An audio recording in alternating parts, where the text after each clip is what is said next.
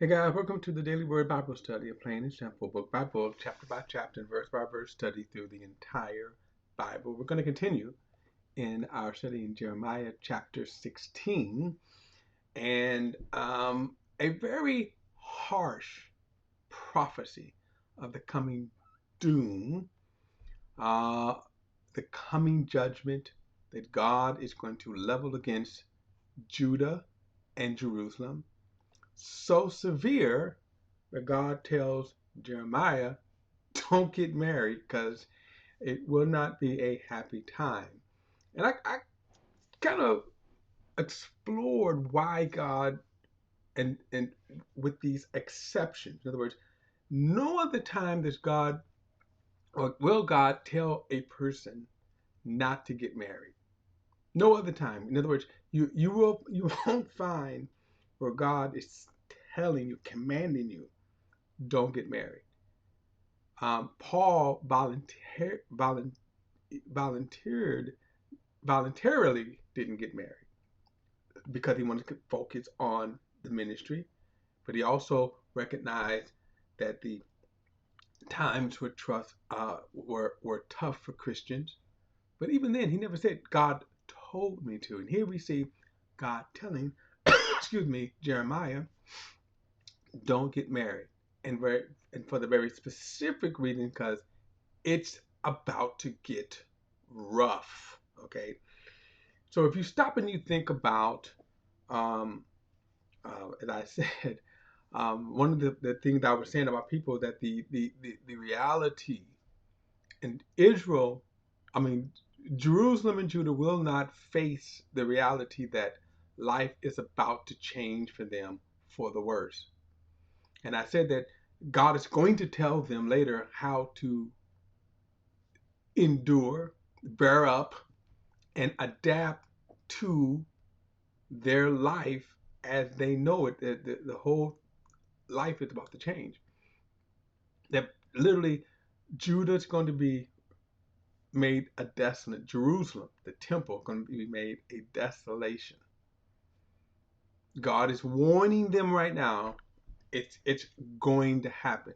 Now later we will see that He will then tell them, this is what you need to do in order to um, adapt. And those who will be obedient to the Lord will adapt. For example, He's going to tell them, surrender to Nebuchadnezzar. Surrender. It's going to go well from you. Now, the hardship is that you had to surrender. You have to let go of this life that is being destroyed. Kind of reminds me of when God was plaguing Egypt. And at one point he said, look, there's going to be um, hailstones. It's going to come down and then turn into fire. Those Egyptians that said, you know what, this God means business, they prepared for it, like what you would see people in Florida, you know, preparing for a hurricane, right? They board up. Some the smart people, they would board up and they would prepare for the hurricane and then weather. Well, there were people in Egypt that they brought their cattle in, and those people survived. Those who, oh, forget that Israelite God. Well, if they were standing out, a lot of them got injured or died. The cattle got injured or died from the hail that was plaguing them. So again, this is a reality for Israel that they will never again, that they're not going to accept. So, but for that, God is saying, hey, this is why He's telling him, don't get married. Okay, let's go back. I'm going to start with verse 1 again and kind of move on. He says, the word of the Lord came to me. You must not marry or have sons or daughters in this place, for this is what the Lord is saying concerning sons and daughters born in this place, as well as concerning mothers who bear them and the fathers who father them in this land. So this is harsh. In other words, he's going to say, look, if you bear children, you will not enjoy, for example, a marriage. You will not enjoy having children. It's going to be heartache because you're going to see them suffering. Now watch this, verse 4. They will die from deadly disease. They will not be mourned or buried, but will be like manure on the face of the earth. They will be finished off by the sword and famine. Their corpses will become food for the birds of the sky and for the wild animals of the land. In other words, if you get married and you start growing a family, this is what you're going to experience.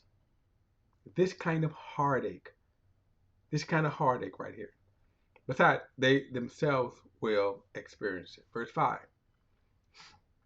But this is what the Lord says: don't enter a house where a mourning feast is taking place. Don't go to lament or sympathize with them. For I have removed my peace from these people. This is the Lord's declaration, as well as my faithful love and compassion. Again, this is some hard stuff here that God is laying down. When he says peace, one of the things we should understand about I'm going to say the most common use of the word peace. Now, there's two different definitions that scriptures will use about peace. One is tranquility of the soul, when calm of the spirit, and God does promise that. But most of the time, he's talking about a ceasing of hostilities. In other words, we are enemies of God by our wicked works. Okay, so how do we have peace with God? A treaty, right? That's what he's referring to here. God says, I'm removing my peace from them. By the way, in the New Testament, Jesus is our peace with God. That's okay. That's a whole nother level of comfort, okay, in faith, because Jesus is my peace. I can't break the peace with God. Jesus is my peace. Okay. Verse 6. Both great and small will die in this land without burial. No lament will be made for them. Nor will anyone cut himself or shave his head for them. So this was a custom, more pagan than anything else, about how they would mourn the dead. Verse 7, food won't be provided for the mourner to comfort him because of the dead. You know, the repast. There'll be no repast. In other words, what he's saying, right? You go to funerals and they afterwards what they call the repast. They have usually sometimes nice food. Nice food. Okay, but anyway, no repast. He says, verse 7 again, food won't be provided for the mourners to comfort him because of the dead. A cup of consolation won't be given to him because of the loss of a father or mother. You must not enter the house where feasting is taking place to sit with them to eat and to drink, for this is what the Lord of hosts, the God of Israel, says, I'm about to eliminate from this place before your very eyes and in your time the sound of joy and gladness and the voice of the groom and the bride. So again, if you stop and think about it, like I say, first and foremost, you hear this phrase, the voice of joy and gladness, and usually what comes along with that is all of the celebrations that we enjoy, right? We can expand this thought, right? We could say graduations, baptisms, um, what else? Buying a new house, all of the kind of things that we would think about, getting a new job, all this kind of stuff. He's saying this is about to change. This is about to change. And think about this now, as harsh as this is that he's warning them, because he's clicking that the timeline here is we're fast approaching. But as harsh as it's the prediction will be the experience. Hmm. Verse 10, when you tell these now, so what's sad is that when you I've seen people who deserve whatever punishment they get, but sometimes when you actually see it, you there's a tendency to to actually see someone to say, what a sad sight to see their demise, their punishment, or whatever. God is telling them, don't even mourn for them. Don't mourn. Verse 10 says, when you tell these people all these things, they will say to you, why has the Lord declared all this great disaster against us? What is our guilt? What is our sin that we have committed against the Lord our God? Now, the question itself is amazing. Really, the question is itself. Now, of course, from chapter 1, he's been laying out his case about their guilt. And of course, we could say ever since they came out of Egypt, they have been sinning against the Lord. And yet they will ask, why is God declaring these things to us? Now, the sad thing is, too, that they're going to reject it. They're going to deny it, and they're also going to reject it. Verse 11, then you will answer them, because your fathers abandoned me. This is the declaration, and followed other gods, served them, and worshiped them. Indeed, they abandoned me and did not keep my instructions. Now, here's a good example of this. Do you know, as of to date here for them, God had told them that, is it every 7 years? Um, every so often they were supposed to let the land rest for a year. To date, they never done that. To date, they never done that. And if you kind of go back, just as Josiah, King Josiah, was kind of, you know, leaving the scene of king, they haven't even celebrated the Passover. In other words, the last time I think from this perspective here that they celebrated the Passover was during King Josiah's days. So he said, they have not kept my instructions. Verse 12, you did more evil than your fathers. Look, each one of you was following the stubbornness of his evil heart, not obeying me. And I say this over and over, we're going to see it even worse. We're going to see it even when Nebuchadnezzar is closing in on them. They will still be stubborn. They still won't obey the Lord. Verse 13, so I will hurl you from this land into a land that your fathers are not familiar with. There you will worship other gods, both day and night, for I will not grant you grace. Here, however, take note, the days are coming, the Lord's declaration, when it will no longer be said, as the Lord lives, who brought the Israelites out of the land of Egypt, but rather, as the Lord lives, who brought the Israelites from the land of the north and from all of the other lands where he banished them. For I will return them to their land, and I return them to the land that I gave to their ancestors. Now, so this is always going to be